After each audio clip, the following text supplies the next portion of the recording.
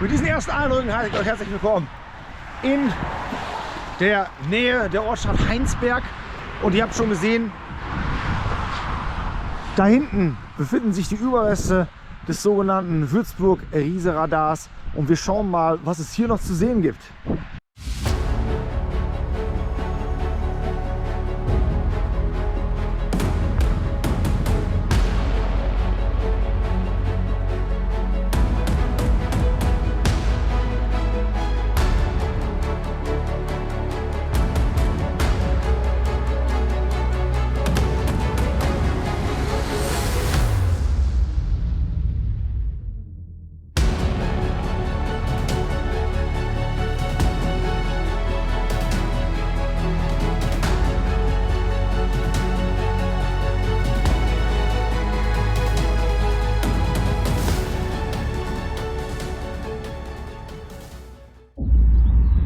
Herzlichst willkommen, aber wirklich aufs allerherzlichste willkommen heiße ich euch hier im ehemaligen Sockel oder Fundament des sogenannten Würzburg-Riesen. Der Würzburg-Riese, der diente zur Luftraumüberwachung in Deutschland und wurde von der Firma Telefunken entwickelt. Ich denke, der Dennis hat euch bestimmt noch ein, zwei Ansichtskarten auch vorbereitet, die ich euch dann einblenden kann. Wir besprechen jetzt zunächst einmal hier dieses Bauwerk, was wir hier sehen können. Ich kann das natürlich jetzt auch nicht erklären. Ich weiß auch nicht, ob es da überhaupt irgendwie eine Quellenlage drüber gibt. Hier sehen wir irgendwelche Aussparungen und die sind hier an jeder Seite entsprechend erhalten. Ich habe das gerade auch schon kurz gefilmt in dem Einspieler. Hier haben wir irgendeine Art von Durchführungen. Ich nehme an, dass das Kabeldurchführungen waren. Wir haben da 1, 2, 3, 4, 5 an der Zahl. Und dann haben wir hier oben diese, zeig mal eben, damit man sich ungefähr eine Dicke oder die Größe vorstellen kann, diese Gewindestangen, die da rausgucken, wo letztendlich dann dieser Würzburg-Riese drauf aufgesetzt war. Hier haben wir so einen kleinen Zugangsschacht, damit man hier unten noch entsprechend an die Technik rankam und da, ich denke mal, einfach Wartungen vornehmen konnte. Ich bin da jetzt nicht durch, weil es war mir dann doch bequemer für mich, hier oben drüber herzusteigen, und das Ganze filme ich euch jetzt noch mal eben kurz von außen.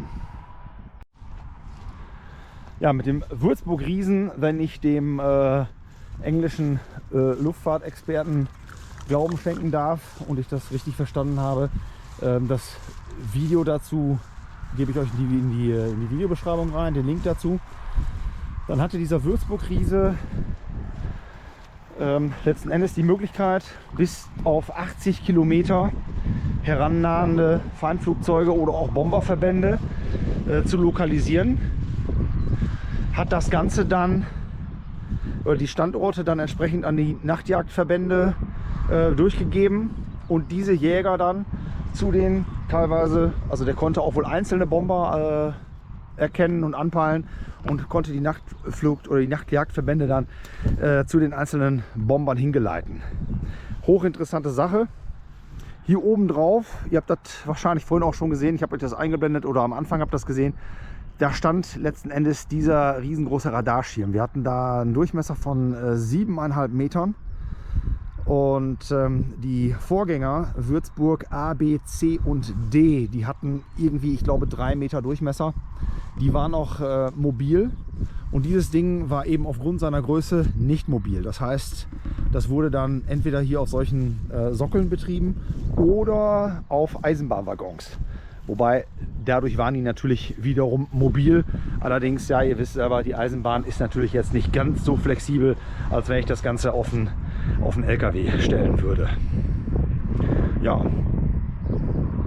das war letzten Endes hier der kurze Abriss zu diesem Sockel oder Übrigbleibsel, ne, des Würzburg-Riesen. Und hier hinten haben wir die wieder austretenden Kabeldurchführungen. Die hätte ich nämlich noch gar nicht gesehen. Fallen mir jetzt erst auf. Gut, dass man noch mal geschaut hat. Ja, und mit diesen Eindrücken sage ich dann auch, dass ich hoffe, dass euch das Video gefallen hat. Ich lasse das noch mal so ein bisschen im Hintergrund stehen, das Teil. Und würde mich freuen, wenn ihr wieder einschaltet. Lasst gerne ein Abo da. Schreibt irgendwas Nettes in die Kommentare rein. Und wir sehen uns die Tage wieder. Macht's gut. Ciao, Kakao.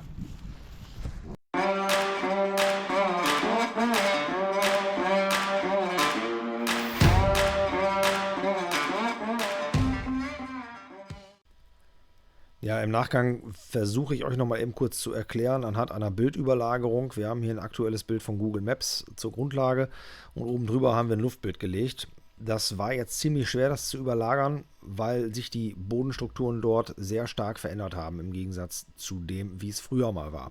Ich markiere hier mit den roten Pfeilen die einzelnen Strukturen, die ich daraus erkennen kann. Und wir fangen jetzt im oben linken Bereich an. Dort befindet sich irgendetwas, was da abgestellt wurde. Das Dach reflektiert in irgendeiner Weise, ob das ein kleiner auch Schuppen war, ob das ein Kfz war. Das lässt sich von meiner Seite aus jetzt nicht feststellen, aber ich wollte es auf jeden Fall bemerken. Unterhalb haben wir zwei so Erdaufwürfe. Es könnte sich dabei durchaus um Nahverteidigungsflak gehandelt haben, die klassische 2 cm Flak. Dann gehen wir in die Bildmitte, da haben wir so einen großen schwarzen Balken. Das müsste auch irgendein Gebäude gewesen sein, irgendein größerer Schuppen. Ist, wie gesagt, heute nichts mehr von da. Rechts neben dem Schuppen, dieses Teil, das müsste der Sockel von dem Würzburg-Riesen sein. Der Würzburg-Riese war zu diesem Zeitpunkt scheinbar schon nicht mehr in Betrieb oder er war noch nicht in Betrieb, aber wie gesagt, entzieht sich auch meiner Kenntnis. Ich weiß jetzt auch nicht, von wann dieses Bild datiert. Dann haben wir im rechten Bereich noch eine Struktur. Da sind noch so einzelne kleine Punkte drumherum. Das wollte ich auch lediglich erwähnen, oder ich kann es lediglich erwähnen, da ich einfach auch nicht weiß, um welche Struktur es sich dabei handeln könnte. So, das war jetzt letzten Endes auch schon alles. Nichts Spektakuläres, aber der Vollständigkeit halber mal noch eben besprochen. Ich danke euch fürs Zuschauen.